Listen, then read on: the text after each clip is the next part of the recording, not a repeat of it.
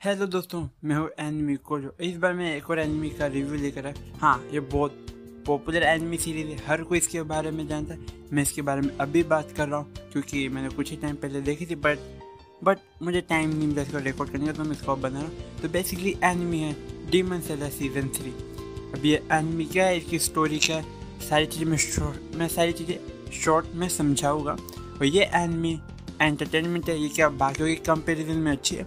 तो चलो इसके बारे में हम बात करते हैं।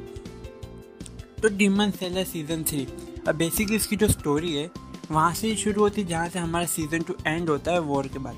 अब देखो स्टोरी अब शॉर्ट में तो समझाना आसान है। तो बेसिकली होता ये कि तांजीरो अपने क्या कहते हैं लास्ट वॉर हुई थी, उसके बाद वो थोड़ा ठीक हो रहा है और वो थोड़ा अनहेल्दी है, उसकी थोड़ी हालत ख़राब है। बट उसकी जो स्वॉर्ड है वो आ नहीं रही है क्योंकि जो हमारा जो तांजीरो का जो स्वॉर्ड स्मिथ है वो बेसिकली हागे नेजुका है। और तांजीरो के लिए स्वॉर्ड नहीं बनाया क्योंकि आपने पहले के अगर सीज़न देखे होंगे तो आपने नोटिस किया होगा कि हमारा हागे नेजुका है, वो असल में तांजीरो को इस चीज़ के लिए डांटता है कि तुम मेरी स्वॉर्ड हर बार तोड़ क्यों देते हो। अब इस बार वो आ नहीं रहा, जिसके कारण तांजीरो ये सोचता है कि हम ही उसके गाँव चले जाते हैं उससे मिलने के लिए। जहाँ पे तांजीरो वहाँ जाता है एंड हमारे हिसाब से सबको मालूम है वहाँ पे असल में दो डीमन होते हैं मुझे के अपर लेवल के, जो वहाँ पे अटैक करते हैं। एंड वहाँ पे जाके एक वॉर होती है एंड हमें उन डीमन और तांजीरो के और हमारे और 2 हशीरा मेंबर भी हमें देखने को मिलेंगे, जो है टोकिटो और कानरोजी। और हमें एक और कैरेक्टर हमें इस बार देखने को मिलेगा, वो है गेनिया। और इसी तरह हमारी एनिमी चलती है और एनिमी इसी के अराउंड करती है। टोटल 11 एपिसोड है। अब एनिमी के अंदर हमें क्या क्या हमें देखने को मिलने वाला है। तो एनिमी की अगर मैं बात करूँ एपिसोड की, तो सबसे पहले मैं बता दूँ कि फर्स्ट एपिसोड थोड़ा सा 52 मिनट का है, 1 घंटा तुम कह सकते हो, जिसके अंदर हमें थोड़ा बहुत हमें कुछ आइडिया मिल जाएगा। देन इस सीरीज़ के अंदर हमें एक लेजेंडरी वॉरियर की बात की गई, आई थिंक ये वही वॉरियर है। एंड हमें शायद उसका आइडिया शायद हमें दे रहे धीरे धीरे कि वो वॉरियर शायद अभी डीमन बन चुका है, जिसने मुजेन को आई थिंक एक बार हराया था। देन हमें एक और चीज़ हमें मालूम पड़ेगी इस एनिमी सीरीज़ के अंदर, मुजेन की बैक स्टोरी। यस, मुजेन की बैक स्टोरी हमें इस बार देखने को मिलेगी। अब इस चीज़ को इसको शॉर्ट में समझाया है कि कैसे वो चीज़ें फिर, बट हमें ये मालूम पड़ेगा कि मुजेन असल में डीमन तो है। ये इस चीज़ को हाईलाइट नहीं की गई कि मुजेन डीमन बना कैसे, बट हाँ इतना कंफर्म है कि जो डीमन्स की शुरुआत में मुजेन ने की है। और हमें स्टोरी के थ्रू हमें ये बताया जाएगा कि इस एनिमी के ऐसा क्यों किया गया है। एंड हम बात करें तो हमें 2 और कैरेक्टर टोकिटो और कानरोजी, उनकी भी हमें थोड़ी बहुत बैक स्टोरी बताई गई है। सबसे ज़्यादा फोकस आई थिंक टोकिटो के ऊपर ज़्यादा किया गया, कानरोजी को शॉर्ट में ही किया गया। और दोनों डीमन्स इस बार डरावने, अगर सच बताओ डीमन्स की एंट्री भाई बहुत अच्छे और डरावने तरीके से किया गया है। अगर मैं बात करूँ पहले डीमन की, जिसका मैं सर नाम भूल गया हूँ, जो बेसिकली जो टोकिटो और तांजीरो के ऊपर अटैक करता है जब वो लोग आपस में शांति से बात कर, भाई वो अलग ही लेवल था। तुम यकीन नहीं करो, अचानक से डीमन आ रहा रोते हुए, वो कह वो सिर्फ डरा हुआ है और डोंट किल मी टाइप के डायलॉग मार रहा है एंड अचानक से वो हमला कर रहा है। अमेजिंग सीन था वो। फिर जो हमारा दूसरा डीमन है वॉश, उसका भी आई थिंक अलग ही माहौल था। एक चीज़ थी जो मैं इस एनिमे के साथ शायद में थोड़ा धोखा खा गया।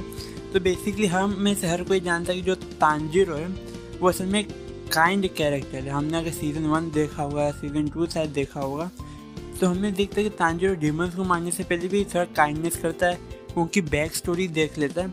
अभी इस एनिमे सीरीज के लिए मैंने क्या नोटिस किया कि जब वो 4th डीमन था वो असल में रो रहा था, डोंट किल मी, डरा हुआ।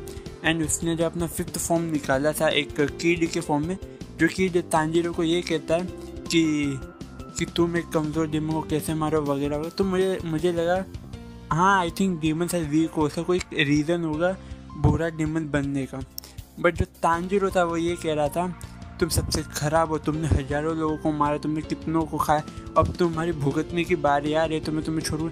एंड कहीं ना कहीं जब वो इस डीमन को जब वो स्लैश करने जा रहा था, जब उसका सर धड़ से अलग करने जा रहा था, तब मैं नोटिस किया तांजीरो का जो चेहरा था, उसके जो रिएक्शन थे, सीरियसली कह रहा हूँ अलग रिएक्शन था। मतलब तुम अगर उसका चेहरा देखोगे ना एपिसोड के थ्रू, तुम्हें देखो भाई इसके अंदर इतना गुस्सा कैसे आ गया। बट जब एनिमी एंड होती है, जब वो डीमन मर जाता है, तब हमें उस डीमन की बैक स्टोरी दिखाई जाती है, तब हमें पता चलता है डीमन बहुत बुरा है। एंड मैं सोचा यार तांजीरो का कैरेक्टर कैसे बदल गया। देन इन एनिमी के लिए मैं स्पॉइल नहीं करूँगा, बट एक आइडिया दूंगा। नेजुको के कारण आई थिंक एनिमी थोड़ी अलग बन जाती है। लास्ट एपिसोड में जो नेजुको करती है, जो नेजुको के साथ होता है बाई लक, इट्स अमेजिंग। और एनिमे की ओपनिंग ऑलरेडी बहुत पॉपुलर हो चुकी है। मैन विथ मिशन और एक्स मिलेट की जो ओपनिंग सॉन्ग थी, बहुत अच्छी opening song, and ending song भी बहुत अच्छी है। और बात की जाए अब इस बार हर बार हम देखते थे तो 2D एनिमेशन के थ्रू करते थे। आई थिंक ज़्यादा चीज़ें जो थी 2D थी, मैंने 3D एलिमेंट भी यूज़ किया।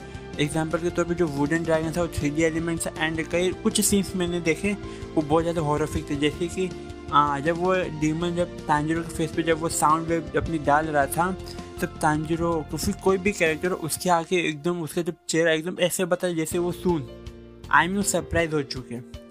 तो एनिमे के ना इस बार थोड़ी चीज़ें चेंज की, एनिमेशन स्टाइल वही है पर कुछ ज़्यादा ही अब डीप जा रहे ये लोग, चीज़ों को और अच्छे से निकाल रहे और डिटेल से निकाल रहे, और 3D एलिमेंट को अच्छे से यूज़ किया जा रहा है। एनिमे बहुत अच्छी है और मज़ा तो आता है। एपिसोड 1 2 थोड़ा सा लगता है सीरियस नहीं, पर एपिसोड 2 के हाफ के फिर एपिसोड 3 के बाद ही जब डीमन वॉर शुरू होती, एक ही रात होती बेसिकली वो, and anime is good, fantastic. और चलो एक अच्छी एनिमे दिख, चलो अब अटैक ऑन टाइटन का वेट करके, अटैक ऑन टाइटन जब ख़त्म होगी तो मैं उसको भी फिर देखना शुरू करूँगा। तो टाटा बाय बाय।